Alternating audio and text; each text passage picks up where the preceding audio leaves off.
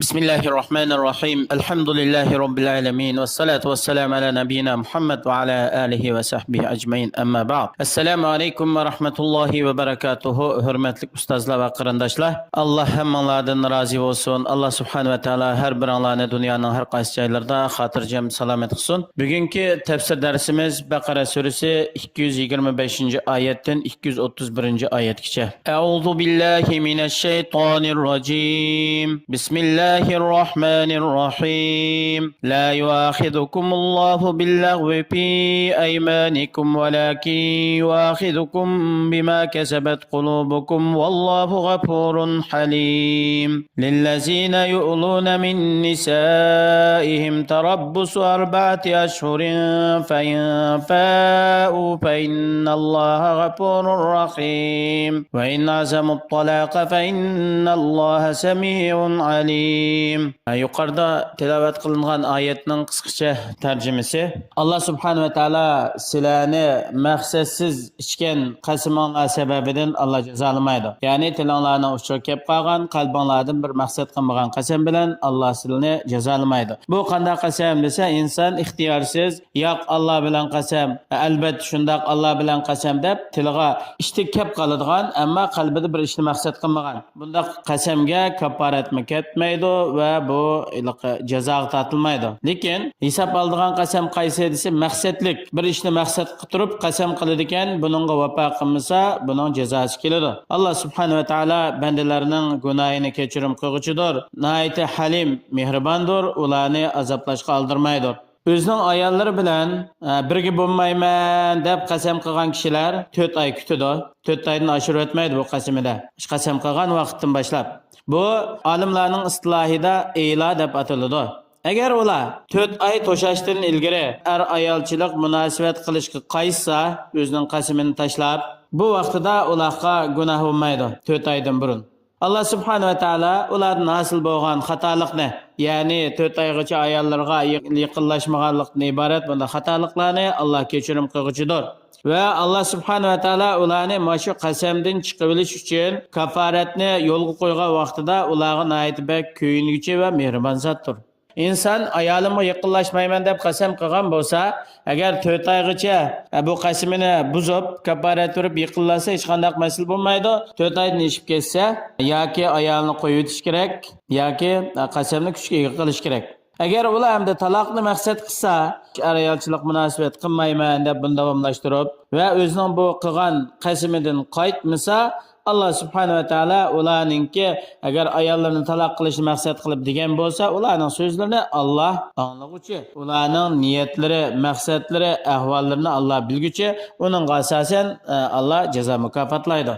والمطلقات يتربصن بأنفسهن 3 قروء ولا يحل لهن أن يكتمن ما خلق الله في أرحامهن إن كن يؤمن بالله واليوم الآخر وبعولتهن أحق بردهن في ذلك إن أرادوا إصلاحا ولهن مثل الذي عليهن بالمعروف وللرجال عليهن درجة والله عزيز حكيم. Talaq qilingan ayollar o'z nafsida ya'ni 3 hayz ko'gicha kutib turdi. Bu oraliqda to'y qilishi to'g'ri bo'lmaydi.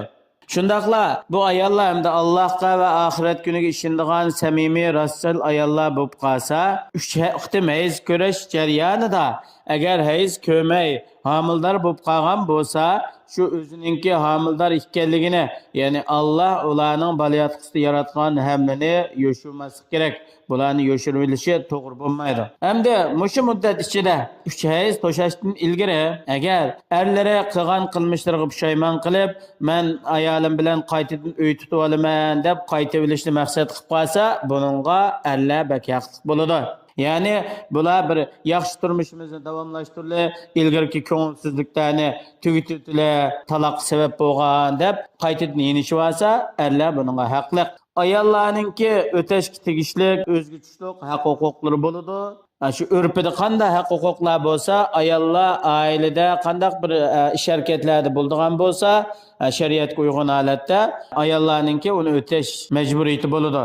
Shuningdek, erlarning ayollarning haqida o'tashga tegishli majburiyatlari bo'ladi, haq-huquqlari bo'ladi. Alloh subhanahu va taolo erlarni ayollarga nafiq qiladigan, mehr beradigan va taloq ishlariga ega bo'ladigan bir qancha darajalarda ayollardan ustun qildi. Alloh subhanahu va taolo g'olibdir. Hech qanday bir kuch Allohga g'olib kelinmaydir. Alloh o'zining yo'l qo'ygan qonun prinsiplari bandalarning ishlarini o'rinlashtirishda tadbir bilan, hikmat bilan ish qiluvchidir. At-talaqu marratan fa imsakum bima'rufin aw tasrihun bi ihsan va la yahillu lakum an ta'khudhu mimma ataytumuhunna shay'an illa an yakhafa an la yuqima hududallah fa in khiftum an la yuqima hududallah fala junaha alayhima fima ibtadat bih tilka hududullah fala ta'taduha wa man yata'adda hududallahi fa ulaika humuz zalimun. Hamda er kishi ayoliga yenish ivilishga ega bo'la oladigan taloq ikki turlik bo'ladi. Ya'ni ayolni bir qitim taloq qiladi, undan keyin bular qaytadan yenishib turmushini davomlashtiradi. Undan keyin yana bir qitim taloq qiladi, yana ayoli bilan qayta yenishib turmushini davomlashtira oladi. Undan keyin yana mush ikki taloqdan keyin yoki ayol bilan chiroyli turmush qurib o'zining turmushini davomlashtiradi yoki uchinchi qitimliq taloqni qilganda yaxshilik bilan chiroylilikcha ayolga tegishli haqqini to'liq o'tab, bir-birining ayblarini kishilarga oshkorlab, qilani ayoldan yiroqlashtiradigan mandaq so'z harakatlardan yiroq bo'lib, yaxshilik bilan taloq qiladi. Allah sizlarga ayollardan to'yliq bergan mehridan bir narsani ilib olishinglar to'g'ri bo'lmaydi. Ya'ni taloq qilgandan keyin qanchalik to'yliq bergan bo'lsa, to'yliq haqqini erlarningki ilib olishi to'g'ri bo'lmaydi. Agar ayol bu er bilan turmush qurishni xohlamabdi, ya'ni ma'lum muddat o'tgandan keyin erningki ba'zi axloqiy va ba'zi taraflardan bo'lgan mijoz xulqi, tabiati ayolga yoqmabdi. Agar bu shaklda turmushni davomlashtirsa, bular o'zining orasidagi ayolchilik haq-huquqlarini ado qilolmaydigan yoki inondan boshqa taraflardan diniy tarafdan gunohkor bo'lib qolgan mandaq bir ishlarning bo'lib qilishdan ansirga vaqtida bular o'zlarining ishlarini mayli ayol har ikki taraf peshqadam cho'nglarga ahvolni aytadi. Agar hamda ularningki egilarimi ularningki hamda ishini orasini isloh qilish mumkin bo'lmaydigan, bularni majburiy uy tutishga rag'batlantirsa, o'tirishga haq-huquqlar to'liq ado bo'lmaydigan mandaq ahvolning kelib chiqishdan ansirsa, ayol uningga to'yliq bergan moldan eri bilan kelishib, "Amsi meni taloq qilib o'tasiz, sizga to'yliq bergan moldan qaytarib berman" deb bilan kelishib, shuning yoki hammasini yoki ma'lum miqdorini qaytarib berib, xul'i, ya'ni erdan taloqni talab qilsa to'g'ri bo'ladi. Yuqorida bayon qilingan ahkamlar shariat ahkamlari, ya'ni halol bilan haromning o'rtasini ayiradigan shariat ahkamlari Allohning belgilagan ahkamidan o'tib ketmanglar. Kimki halol harom orasidagi Allohning belgilab bergan belgilamasidan o'tib ketadi ekan, bular o'z nafsini halokatga akilish bilan o'ziga zulm qiluvchilardir. Ya'ni o'z nafsini Allohning g'azabi, Allohningki azobiga to'g'ri qiluvchilardir.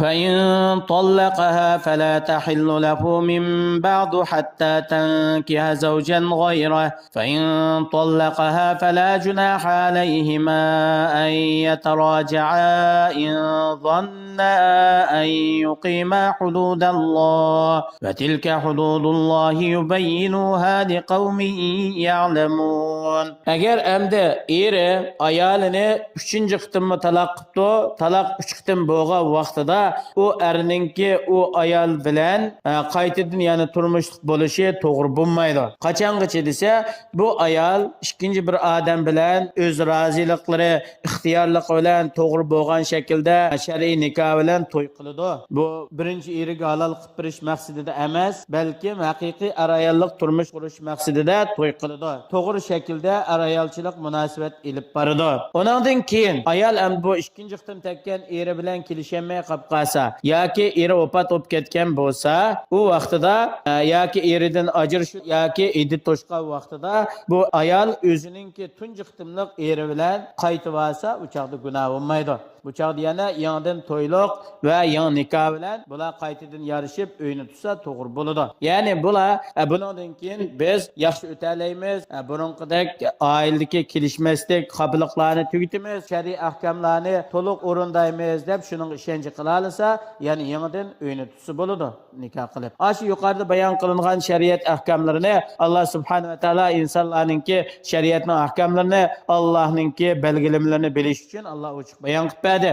Chunki insonlar shariat ahkamlarini, Allohning belgilamalarini bilgan vaqtida bundan manfaatini olaydi. Yuqorqi oyatlardan ilinadigan foydalar: birinchisi, Alloh subhanahu va taolo bu oyat karimada nikohningki va taloqningki hukmlarini mukammal bayon qilib berdi. Hattoki insonlar halol haromningki belgilamasini bilsin va bundan o'tib ketmasin deb mukammal shaklda bayon qilib berdi. Yana Alloh subhanahu va taolo bu oyatlarda nikohning ishining nihoyatda katta ekanligini, shunga nikohlik bo'lgandan keyin qalaymaqan gap so'zlarni qilib nikohni yo'q qiladigan mandaq ishlardan saqlanish, ayolni taloq qilib, yinishib, taloq qilib, yinishib, manda bir taloq bilan o'ynashadigan ishlarni amaldan qoldirib, taloqningki belgilamasini bekitib berdi. Ya'ni taloq 2 qitim bo'ladiganligi, endan keyin bu erning 3-qitim taloq bo'lgandan keyin ayoli bilan bir oila yashashininki to'g'ri bo'lmaydiganligi. Faqat u ayol boshqa bir er bilan to'y qilib, endan keyin ajrashib ketganda, iddat tugandan keyin andin yarasi bo'lganligini bayon qilib berdi. Yana bir foyda nima desa, er ayollik turmush nihoyatda go'zal, yaxshi bir shaklda bo'lishi kerak. Agar er ayollik turmushni bu shaklda ado qilishga ko'z yetmasa, bu vaqtida bular taloq qilsa to'g'ri bo'ladi. Alloh subhanahu va taolo hammalarni to'g'ri yo'lga boshlasin. Assalomu alaykum va rahmatullohi va barakatuh.